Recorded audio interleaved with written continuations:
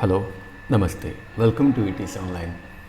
आज के क्विज में हम लोग पढ़ने वाले हैं इंटेरोगेटिव सेंटेंस। मीन्स हमारे पास इस क्विज में नॉर्मल सेंटेंस दिए हुए हैं, अफर्मेटिव सेंटेंस, उन्हें हमें इंटेरोगेट करना है। तो देखिए, मैं आप लोगों को बता देता हूँ, किसी भी सेंटेंस को इंटेरोगेट करने के लिए हमें ज़रूरत होती है हेल्पिंग वर्ब की। हेल्पिंग वर्ब को सब्जेक्ट से हमें पहले रखना है इंटेरोगेट करने के लिए। तो ये बहुत ही ज़्यादा ईजी है, मैं बता रहा हूँ, जितना आप लोगों ने सोचा होगा उससे भी ज़्यादा इजी है।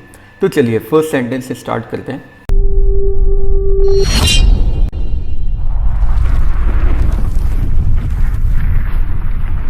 सेंटेंस है they are eight साराज party.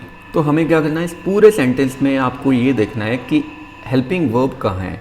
So helping verb हमें आर दिखाई दे रहा है, बस कुछ भी नहीं करना। हेल्पिंग वर्ब को सब्जेक्ट से पहले हमें शिफ्ट करना है।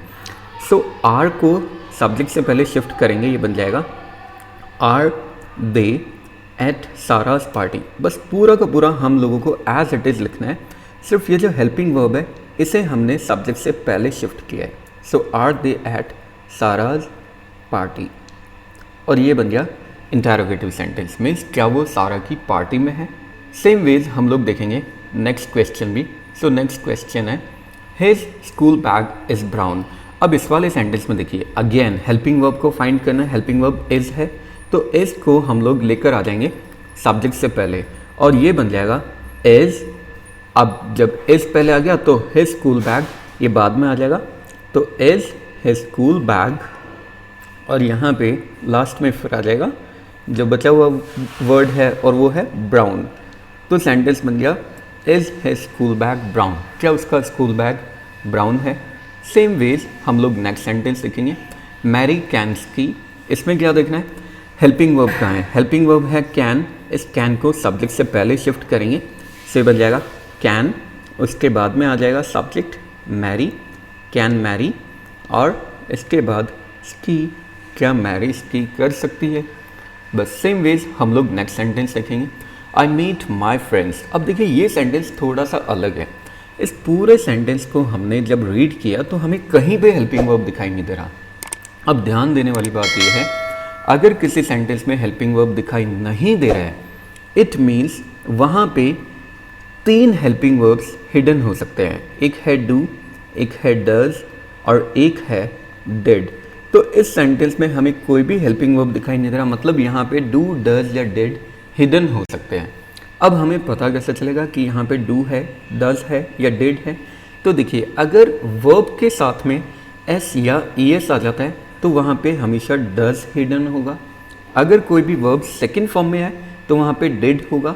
लेकिन अगर वहाँ पे सेकंड फॉर्म में भी वर्ब नहीं दिख रहा और वर्ब में एस और ईएस भी नहीं है, तो वहाँ पे 100% डू है। तो यहाँ पे अब मेन वर्ब को हमें देखना है। मेन वर्ब क्या है? आई मीट माई फ्रेंड्स। सो यहाँ पे मीट है मेन वर्ब। अब इस मीट में कोई एस और एस भी नहीं दिख रहा, सेकंड फॉर्म भी नहीं है, तो मतलब यहाँ पे डू हिडन है।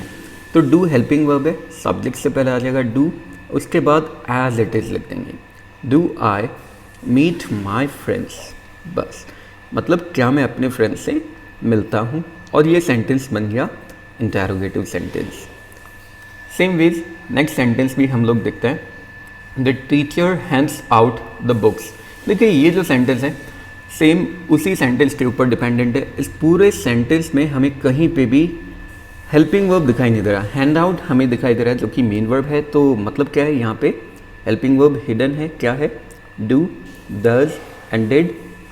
अब हमें आइडेंटिफाई करना है इन तीनों में से हिडन क्या है। सो अगर सेकेंड फॉर्म में वर्ब होता है हैंड्स आउट, अगर सेकेंड फॉर्म में होता तो यहाँ पे डिड होता, बट सेकेंड फॉर्म नहीं है। यहाँ पे देखिए, हैंड के साथ में एस हमें दिखाई दे रहा है, एस दिखाई दे रहा है, इसका मतलब यहाँ पे हिडन कौन सा वर्ब है? डज है। तो यहाँ पे अब डज आ जाएगा। सब्जेक्ट से पहले हमें डज लेकर आना है, डज, उसके बाद द टीचर सब्जेक्ट है, एज इट इज आ जाएगा डज द टीचर। एक ध्यान रखने वाली बात यह है कि हैंड्स आउट में ये जो एस है इसे हमने रिमूव करके इस डज में शिफ्ट कर दिया, यानी डू में शिफ्ट कर दिया, और ये डज बन गया। तो डज में ईएस आ गया, तो अब मेन वर्ब में एस या ईएस नहीं आएगा। सो यहाँ पे क्या बनेगा? Hand out. Does the teacher hand out the books. As it is. Does the teacher hand out the books? क्या टीचर बुक्स हैंड आउट करता है? सेम वेज नेक्स्ट सेंटेंस अब हम लोग देखते हैं। PAT is a clever boy. इस sentence में पूरी को हम लोग पढ़ते हैं, सो हमें हेल्पिंग वर्ब यहाँ पे दिखाई दे रहा है इज। इज हेल्पिंग वर्ब है। सिंपली हेल्पिंग वर्ब सब्जेक्ट से पहले आ जाएगा और सेंटेंस बनेगा is PAT a clever boy. Is PAT a clever boy? क्या पैट एक क्लेवर बॉय है?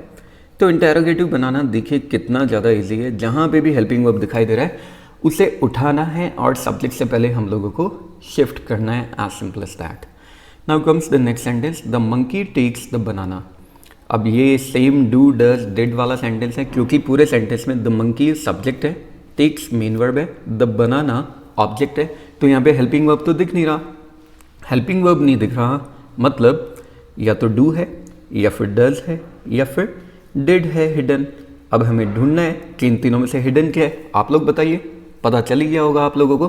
वर्ब सेकंड फॉर्म में नहीं है तो डिड तो है नहीं, वर्ब में एस आ गया, मतलब यहाँ पे क्या हिडन है? डज हिडन है।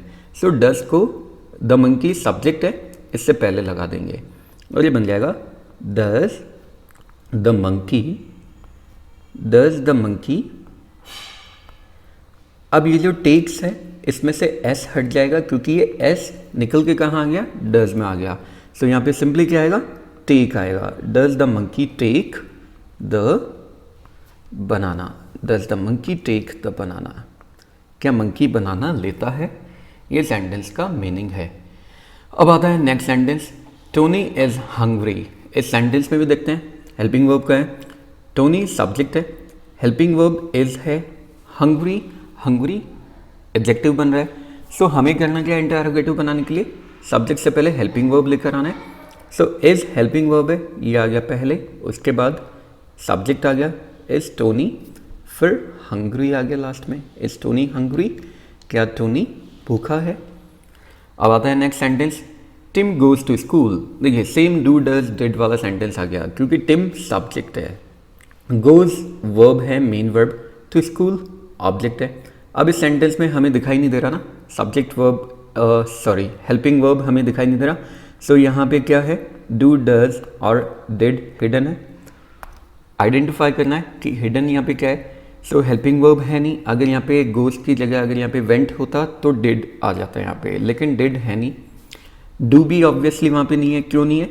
क्योंकि यहाँ पे ई एस आ गया। ई एस आ गया मतलब डज हिडन है। सो हम लोग क्या करेंगे? डज को लेकर आएंगे हेल्पिंग वर्ब को सब्जेक्ट से पहले। सब्जेक्ट है टिम, डज टिम। अब ये गोज में जो ई एस था ये तो डज में आ गया। सो यहाँ पे सिंपली क्या आएगा? गो आएगा। Does Tim go to school? Does Tim go to school means क्या टिम स्कूल जाता है? ये सेंटेंस बन गया। अब इसके बाद में आता है sentence number 10, Peter goes to the party. देखिए सेम सेंटेंस है, Peter goes to the party. Peter here is the subject, goes is the main verb, to the party becomes the object. Identify हमें करना है helping verb क्या है। सो helping verb कोई given नहीं है तो मतलब हिडन है helping verb, and the hidden helping verb is do does and did.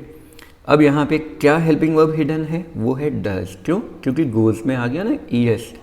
सो हम लोगों को क्या करना है? डज जो हेल्पिंग वर्ब है इसे सब्जेक्ट से पहले रखना है, डज, फिर आ जाएगा पीटर, उसके बाद में गोज में से ई एस तो हट गया क्योंकि वो तो डज में चला गया। सो यहाँ पे बचा go. Does Peter go to the party?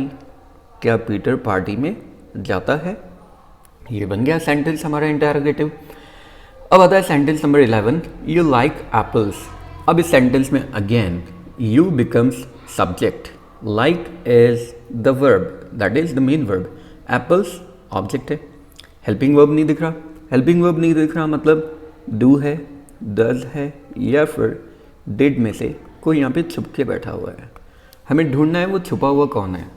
Did है नहीं क्योंकि सेकंड फॉर्म है नहीं। इस बार लाइक में एस और एस भी नहीं दिख रहा तो यार डज भी नहीं है, तो मतलब कौन बचा हुआ है यहाँ पे? डू यहाँ पे छुप के बैठा है, तो निकालो इसे बाहर। हमने डू को बाहर निकाला, ये आ गया हेल्पिंग वर्ब डू, उसके बाद आ गया subject do you like as it is, क्योंकि उसमें एस और एस होता तो वो हट जाता, लेकिन वो है ही नहीं तो हटेगा क्या? सो बन गया डू यू लाइक एप्पल्स? क्या तुम्हें एप्पल्स पसंद है। और ये सेंटेंस नंबर 11 भी कंप्लीट। सेंटेंस नंबर 12 आता है winter begins in December. Winter subject है, बिगिंस मेन वर्ब है, इन दिसंबर अगेन ऑब्जेक्ट बन रहा है। हेल्पिंग वर्ब नहीं दिख रहा, नहीं दिख रहा हेल्पिंग वर्ब, तो क्या है यहाँ पे भाई साहब, यहाँ पे डू, डज या डिड में से कोई छुप के बैठा हुआ है। देखो ढूंढो कौन छुपा हुआ है। डिड है नहीं क्योंकि वर्ब सेकंड फॉर्म में नहीं है। अब बिगिंस में एस दिख गया ना, एस दिख गया मतलब यहाँ पे छुपा हुआ बैठा हुआ है डज। सो डज को बाहर निकालेंगे और सब्जेक्ट से पहले लगाएंगे। Does winter as it is आ जाएगा क्योंकि ये सब्जेक्ट है, इससे पहले हेल्पिंग वर्ब लग गया। Does winter. अब बिगिंस का जो एस है वो निकल के चला गया कहाँ पे, डज में। उसने बिगिन का साथ इस बार छोड़ दिया और डू का साथ पकड़ लिया, डज बन गया। सो यहाँ पे बिगिन आएगा, बिगिंस नहीं आएगा। डज विंटर बिगिन इन दिसंबर। क्या विंटर दिसंबर में स्टार्ट होता है। ये बन गया सेंटेंस नंबर 12। सेंटेंस नंबर 13 आता है दे आर एट होम। अब इस सेंटेंस में आइडेंटिफाई करना है हेल्पिंग वर्ब का है। दे सब्जेक्ट है, आर वर्ब है, हेल्पिंग वर्ब है, आर हेल्पिंग वर्ब है, एट होम ये ऑब्जेक्ट है। सो इस सेंटेंस में हेल्पिंग वर्ब हमें मिल गया ना, कहाँ मिल गया, आर मिल गया। सो हेल्पिंग वर्ब सब्जेक्ट से पहले आता है। सो सेंटेंस क्या बनेगा, are they at home, are they at home, क्या वो घर पे हैं। और ये सेंटेंस नंबर 13 भी बन गया। इसके बाद सेंटेंस नंबर 14 आता है Tom can play football. Tom can play football. Tom subject है, कैन वर्ब है, हेल्पिंग वर्ब। मॉडल्स होते हैं ना, मॉडल्स ऑक्सिलरी भी हेल्पिंग वर्ब ही होते हैं। प्ले मेन वर्ब है और फुटबॉल, फुटबॉल क्या है, ऑब्जेक्ट। सो सेंटेंस में हेल्पिंग वर्ब दिखाई दे रहा है तो पकड़ के लेकर आ जाओ बाहर। हेल्पिंग वर्ब कैन है, बाहर लेकर आ गए और ये बन गया can Tom as it is आ जाएगा।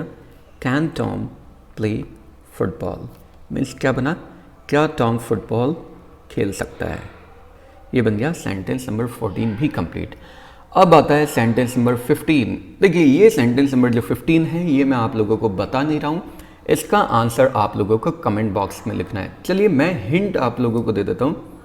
हिज मदर ये सब्जेक्ट है, स्पीक्स ये वर्ब है बट ये मेन वर्ब है, स्पेनिश ये ऑब्जेक्ट है। अब यहाँ पे हेल्पिंग वर्ब तो हमें दिखाई नहीं दे रहा और हेल्पिंग वर्ब हमें दिखाई नहीं दे रहा तो आप लोगों को पता है कि यहाँ पे छुपा हुआ बैठा हुआ है, कौन है, डू, डज एंड डिड। अब इन तीनों में से यहाँ पे कौन छुप कर बैठा हुआ है, डू बैठा है, डज बैठा है या डिड बैठा है, कौन बैठा है, ये आप लोगों को आइडेंटिफाई करना है। आइडेंटिफाई करने के बाद में इसका जो आंसर है वो आप लोगों को कमेंट बॉक्स में लिखना है। और गाइज मैं आप लोगों से रिक्वेस्ट करूंगा जिसका आंसर सही आ जाए प्लीज़ ज़्यादा से ज़्यादा उसे लाइक करिए, जिससे उसे भी मोटिवेशन मिलता रहे और इसी तरह से हम लोगों को एक दूसरे की हेल्प करनी है। सो आई होप आप लोगों को ये वीडियो अच्छा भी लगा होगा, इंटरेस्टिंग भी लगा होगा, साथ ही साथ इससे आपने कुछ सीखा भी होगा। तो चलिए बने रहिए आप लोग ATC ऑनलाइन के साथ इसी तरह की और मज़ेदार इंटरेस्टिंग वीडियोस के लिए। मिलते हैं एक और ऐसे ही मज़ेदार वीडियो में आप लोगों के साथ। तब तक के लिए have a good day, take care, bye bye, जय हिंद, जय भारत, राधे राधे।